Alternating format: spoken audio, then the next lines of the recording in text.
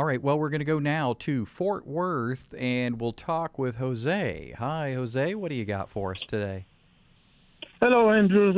Thank you for receiving my phone call. Yes, my question is, I heard a message today regarding that the only thing that needs to be preached is the gospel of the kingdom. Hmm. I know in the scriptures talking about Paul speaking also about it that the only gospel and the only gospel we need to hear is the gospel of grace.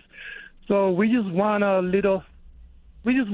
clarification in this matter. I was kind of confused a little bit, but I just want to hear from you, see what you have to say about it. Okay, all right, let's talk about that. A good question there, Jose. I appreciate you calling in Fort Worth, Texas here. We're here in Dallas, not too far from you, at the Grace Church. And so your question, the gospel of the kingdom, first of all, that's an interesting phrase. It appears in Matthew, Mark, Luke, and John in the Gospels is where it appears, the gospel of the kingdom. And Jesus talks about it. It basically refers to the good news about God reigning forever, reigning in our hearts, reigning eternally, new heaven, new earth, all of this being established, of course, through the cross and the resurrection. So Jesus is announcing the arrival of his kingdom, and he's calling people to repentance. He's calling people to faith in God. And it's not a different gospel. I mean, it's amazing how people will seize on a phrase. Oh my goodness, we got this phrase, the gospel of the kingdom. And then we got this other phrase, the gospel of grace. And then we got this other phrase. I mean, it's not like you got two gospels or three gospels. There's only one message. Paul says one Lord, one faith, one baptism. There's one message. There's one gospel. And so while we can see that Jesus is emphasizing the kingdom, I mean, we're part of that kingdom. It's a kingdom of grace. The gospel of the kingdom is the gospel of grace. It's a kingdom of grace. It's one message. And so what we need to be concerned with, you know, the part I can, I guess, get on board with concerning what you quoted is that there is one message we need to care about and one message we need to focus on.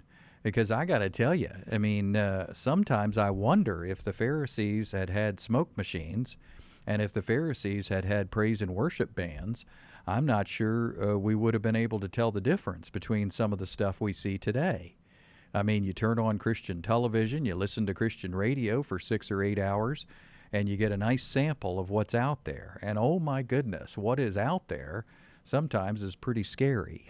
So, the reality is that there is one message we should be concerning ourselves with. It's not Jesus is going to make you wealthy. It's not Jesus is going to guarantee you're healthy. It's not, do more, be more, try harder, rededicate, recommit, 5 steps, 3 ways. All of that sounds very tidy and neat and easy to package in a sermon. But I see it. I've seen it for 25 years. I mean, I've been in ministry in one form or another for 25 years, and I keep seeing the same thing. And what I keep seeing is this.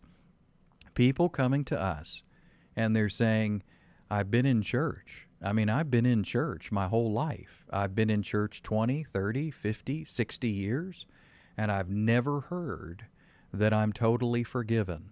I've never heard that I have a new righteous heart.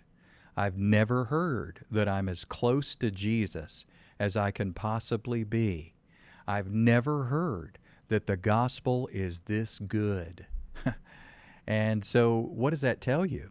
Well, they got the smoke machines and they've got amazing worship. I mean, so talented, the drummer, the guitarist, the vocalist.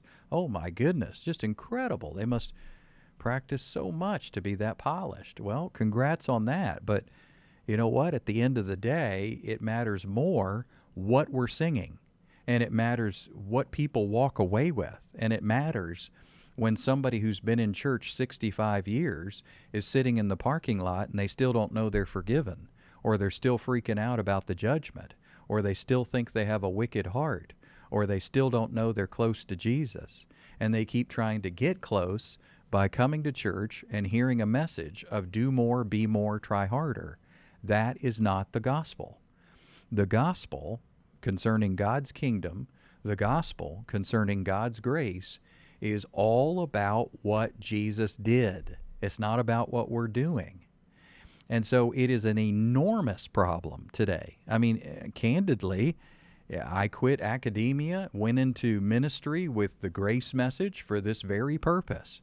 Literally, I mean, my heart ached. I remember sitting on the front row of multiple churches, sitting on the front row, looking to my left, looking to my right, thinking, oh no, I wish these people knew. I wish these people knew how good the gospel really is.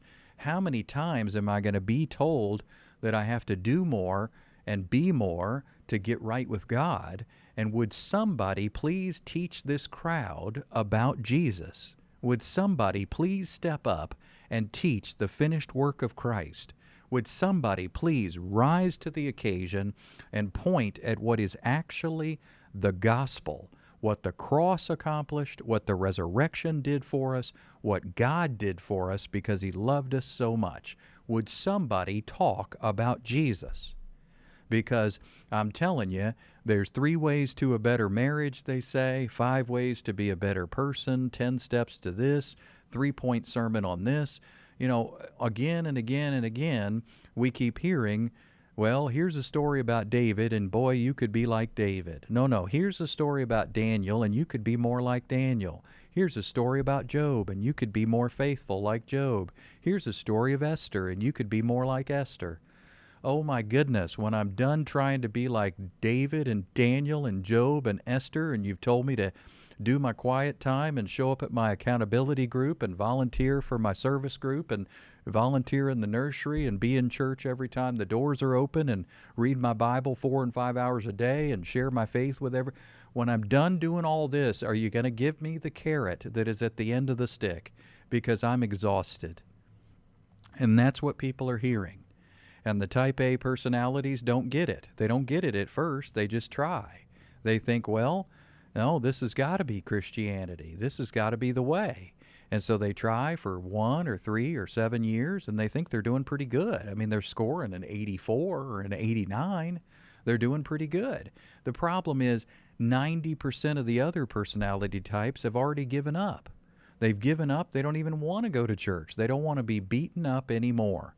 And so this is why we have got to preach the gospel. This is why we have got to talk about what the cross and resurrection actually did, because Christians are missing the good news of the gospel. This is the gospel for the saved. And that's what we're trying to do here at the Grace Message. If you haven't caught that yet, maybe you've heard one program or 10 or 20. Well, let me just tell you straight up, we're helping Christians see how incredible the gospel really is. We're helping Christians see how big God's grace is. We're helping Christians understand that Jesus has done way more than we could ever imagine. And it's incredible. And we'll talk about it the rest of our days and into eternity because it's that good. So I hope that helps, my friend. One Lord, one faith, one baptism, one message. There is no other message. Anybody that's teaching 3 ways and 5 steps and 10 principles, well, they're basically saying you need to do what I'm doing. And that's not the message. The message is not do what I do. The message is fix your eyes on Jesus and put your faith in what he did. So, Jose, I hope that helps there in Fort Worth. Come see us here in Dallas anytime. We'd love to have you.